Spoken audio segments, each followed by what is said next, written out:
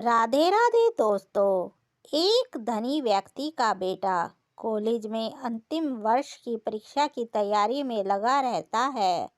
तो उसके पिता उसकी परीक्षा के विषय में पूछते हैं, तो वो जवाब में कहता है कि हो सकता है कि मैं कॉलेज में अव्वल आऊं। अगर मैं अव्वल आया तो मुझे वो महंगी वाली कार ला दोगे जो मुझे पसंद है। तो पिता खुश होकर कहते हैं, क्यों नहीं, अवश्य ला दूंगा। ये तो उनके लिए आसान था। उनके पास पैसों की कोई कमी नहीं थी। जब पुत्र ने सुना, वो दुगने उत्साह से पढ़ाई में लग गया। रोज कॉलेज आते जाते वो शोरूम में रखी कार को निहारता और मन ही मन कल्पना करता कि वह अपनी मनपसंद कार चला रहा है। दिन बीतते गए और परीक्षा खत्म हुई। परिणाम आया, वो कॉलेज में अव्वल आया।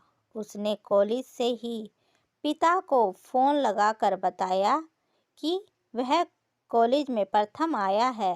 वो उसका इनाम तैयार रखे, मैं घर आ रहा हूँ। घर आते आते वो ख्यालों में गाड़ी को घर के आंगन में खड़ा देख रहा था। जैसे ही घर पहुंचा, उसे वहां कोई कार नहीं दिखी। वो बुझे मन से पिता के कमरे में दाखिल हुआ। उसे देखते ही पिता ने गले लगाकर बधाई दी और उसके हाथ में कागज में लिपटी एक वस्तु थमाई और कहा, लो, यह है तुम्हारा गिफ्ट। पुत्र ने बहुत ही अनमने दिल से गिफ्ट हाथ में लिया और अपने कमरे में चला गया। मन ही मन पिता को कोसते हुए उसने कागज खोल कर देखा। उसमें सोने के कवर में रामायण देखी। ये देखकर अपने पिता पर उसे बहुत गुस्सा आया, लेकिन उसने अपने गुस्से को शांत कर कर एक चिट्ठी अपने पिता के नाम लिखी कि पिताजी, आपने मेरी कार गिफ्ट ना देकर ये रामायण दी। शायद इसके पीछे आपका कोई अच्छा राज छिपा होगा, लेकिन मैं यह घर छोड़कर जा रहा हूँ और तब तक वापस नहीं आऊँगा जब तक मैं बहुत पैसा ना कमा लूँ। और चिट्ठी रामायण के साथ पिता के कमरे में रखकर घर छोड़कर चला गया। समय बीतता गया। पुत्र होशियार और होनहार था। जल्द ही बहुत धनवान बन गया। शादी की और शान से अपना जीवन जीने लगा। कभी कभी उसे अपने पिता की याद आ जाती तो उसकी चाहत पर पिता से गिफ्ट ना पाने की खीज हावी हो जाती। वो सोचता, माँ के जाने के बाद मेरे सिवा उनका कौन था। इतना पैसा रहने के बाद भी मेरी छोटी सी इच्छा भी पूरी नहीं की पिताजी ने। यह सोचकर वो पिता से मिलने से कतराता था। एक दिन उसे अपने पिता की बहुत याद आने लगी। उसने सोचा, क्या छोटी सी बात को लेकर अपने पिता से नाराज हुआ अच्छा नहीं हुआ। ये सोचकर उसने पिता को फोन लगाया।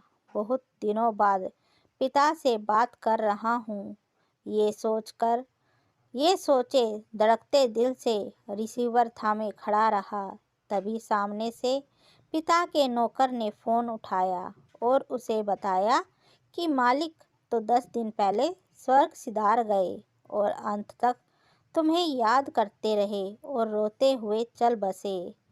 जाते जाते कह गए कि मेरे बेटे का फोन आए तो उसे कहना कि आकर अपना व्यवसाय संभाल ले। तुम्हारा कोई पता नहीं होने से तुम्हें सूचना नहीं दे पाए। यह जानकर पुत्र को गहरा दुख हुआ और दुखी मन से अपने पिता के घर रवाना हुआ।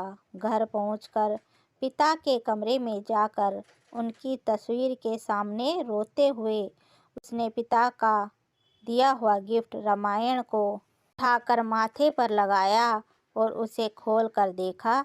पहले पन्ने पर पिता द्वारा लिखे वाक्य पढ़े, जिसमें लिखा था, मेरे प्यारे पुत्र, तुम दिन दूनी रात चौगुनी तरक्की करो और साथ ही साथ मैं तुम्हें कुछ अच्छे संस्कार दे पाऊँ, ये सोचकर ये रामायण दे रहा हूँ।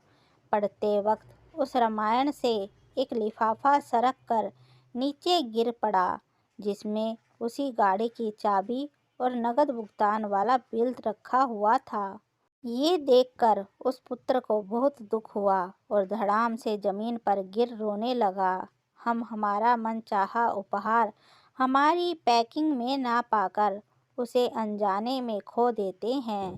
पिता तो ठीक हैं, ईश्वर भी हमें अपार गिफ्ट इसी प्रकार देते हैं, लेकिन हम अज्ञानी हमारे मनपसंद पैकिंग में ना देखकर उस गिफ्ट को खो देते हैं। हमें अपने माता पिता के प्रेम से दिए हुए अनगिनत उपहारों का प्रेम से सम्मान करना चाहिए और उनका धन्यवाद करना चाहिए। धन्यवाद दोस्तों। अगर आपको यह वीडियो अच्छी लगी हो तो इसे लाइक कीजिए, शेयर कीजिए और ऐसी ही वीडियो देखने के लिए हमारे चैनल को सब्सक्राइब कीजिए। राधे राधे।